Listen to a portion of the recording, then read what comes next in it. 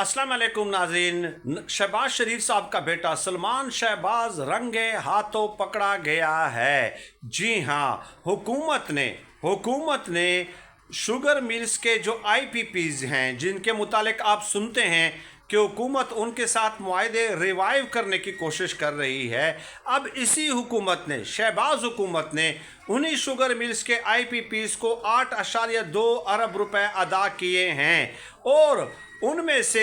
148 करोड़ रुपए शहबाज शरीफ की हुकूमत ने अपने बेटे की जो शुगर मिल है, चिनियोट शुगर मिल या चिनियोट पावर प्लांट,